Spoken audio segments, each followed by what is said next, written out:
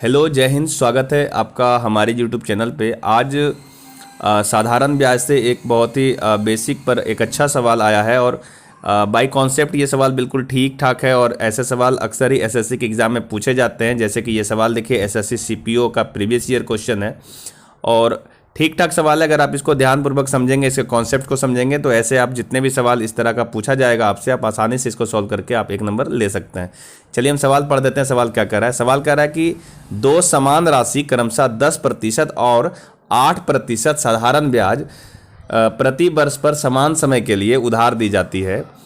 पहली राशि दूसरी राशि की तुलना में 2 वर्ष पहले प्राप्त की गई थी और प्रत्येक स्थिति में प्राप्त राशि 36,900 रुपये थी। प्रत्येक राशि कितनी थी? देखिए, सवाल के अनुसार सब कुछ समझना है आपको कि क्या बोला है। सबसे पहली बात है कि दो समान राशि बोला है, ठीक है। ये देखिए यहाँ पे लिखा है दो समान राशि है। डैट मीन्स ये कि दो समान राशि, आप कुछ भी एज्यूम कर लो समझने के लिए। जैसे कि हम ये मान लेते हैं कि एक राशि ये P है और ये भी दूसरी राशि है जो P है, ठीक है। ये मूलधन है आपका और इसको दिया गया है 10% के दर पे और दूसरा वाला राशि को दिया गया है 8% के दर पे, ठीक है। ये आपका पहला राशि और ये आपका दूसरा केस है। दोनों को आप समझना है गौर से, ठीक है। और कितने साल के लिए दिया है? तो इसके लिए बोला है कि पहली राशि दूसरी राशि की तुलना में 2 वर्ष पहले प्राप्त की जाती है। अगर ये वाली जो राशि है दूसरी राशि अगर T साल में प्राप्त की जाती है तो इसको 2 साल पहले ही प्राप्त कर लिया जाता है, यानी 2 साल कम कर लेंगे इसमें, ठीक है। और ऐसा करने से जो हमारा मिश्रधन है ना, दोनों ही केस में देखो यहाँ पे लिखा है कि प्रत्येक स्थिति में, मतलब दोनों ही स्थिति में जो है यहाँ पे लिख रखा है कि 36,900 रुपया प्राप्त होता है, ठीक है। कितना प्राप्त हो रहा है? 36,900 रुपया, ठीक है। 36,900 दोनों ही केस में प्राप्त होता है और ये 36,900 जो है ना, ये दोनों ही केस के लिए मिश्रधन है, ठीक है जी। ये मिश्रधन है दोनों के लिए। मिश्रधन को हम ए से सूचित करते हैं, इसलिए इसको ए दिखा दिए, ठीक है। अब आपको ये समझना पड़ेगा कि कैसे इसका अप्रोच लिया जाए। तो सबसे पहली बात, मूलधन दोनों ही केस में समान है और मिश्रधन भी दोनों ही केस में समान है। तो एक छोटा सा फॉर्मूला होगा, आप पढ़े होंगे, इसको हम यहाँ पे लिख देते हैं। पढ़े होंगे कि जो मिश्रधन होता है ना ए, वो आपका होता है मूलधन प्लस ब्याज, ठीक है। मूलधन प्लस ब्याज। मूलधन और मिश्रधन दोनों बराबर है तो ऐसे केस में इसका ब्याज भी बराबर होगा। तो हम दोनों तरफ से ब्याज का जो है वैल्यू वो बराबर कर देते हैं और इससे आपको समय निकल जाएगा। तो देखिए यहाँ से कितना का ब्याज होगा?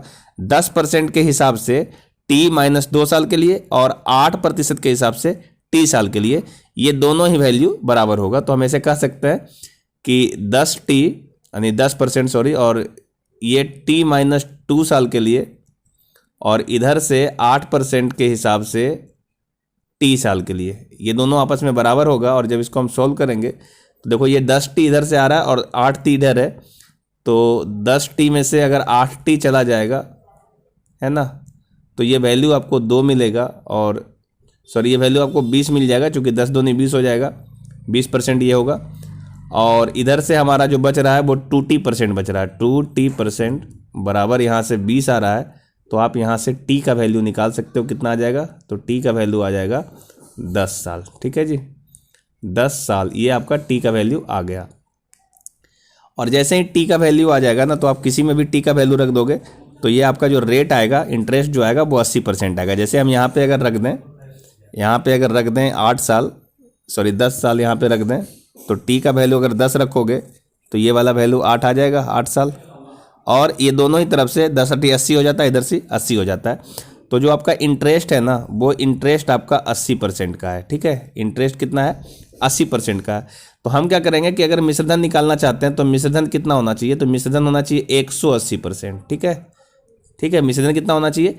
180% होना चाहिए, ठीक है। तो आप यहाँ से सॉल्व करके देख लो कि 180% का जो वैल्यू है ना, 180% का जो वैल्यू है वो आपका 36,900 है, 36,900 है, ठीक है। तो आप यहाँ से 1% का वैल्यू निकाल सकते हो, है ना। 1% का वैल्यू कितना हो जाएगा? तो कहेंगे 36,900 और इसको हम भाग दे देंगे 180 से, ठीक है।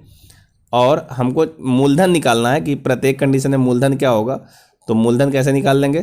तो मूलधन के लिए हम 100% का वैल्यू निकाल लेंगे। और 100% का वैल्यू कैसे आ जाएगा?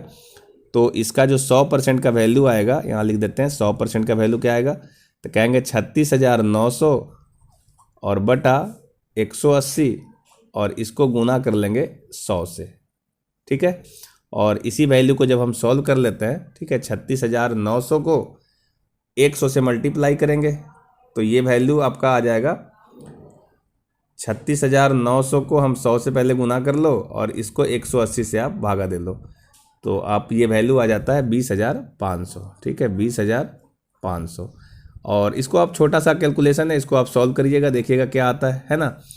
बस यहाँ आपको ध्यान देना है कि जो आपका जैसे ही समय आ जाएगा तो आपका जो इंटरेस्ट होगा वो 10-80% हो जाएगा और मिश्रधन जो हो जाएगा वो 180% होगा। तो हमारा जो मिश्रधन है ना 180%, उसका वैल्यू दिया हुआ है 36,900, तो हम 1% का वैल्यू निकाल लेंगे। और चूंकि हमसे मूलधन पूछा कि वह राशि क्या होगी, तो उस राशि के लिए हम लोग 100% निकाल देंगे और उससे आ रहा है 20,500। और ये आपका देखिए ऑप्शन नंबर बी में दिख रहा है 20,500, यही इसका सही आंसर है, ठीक है। उम्मीद है आप इस सवाल को समझ पाए होंगे अच्छे तरीके से, क्या कॉन्सेप्ट था, मैंने बिल्कुल सही से समझाने की कोशिश किया है। और ऐसे ही जस्ट एक और सवाल है जो मैं आपको होमवर्क के तौर पे दे रहा हूँ, आप इस मेथड को सीखिए और इसी के जैसा एक और सवाल है उसको आप घर पे ट्राई करिए। और यदि आपसे बन जाता है तो आप कमेंट में ज़रूर बताइए अगर आपको कुछ भी फ़ायदा हुआ है तो।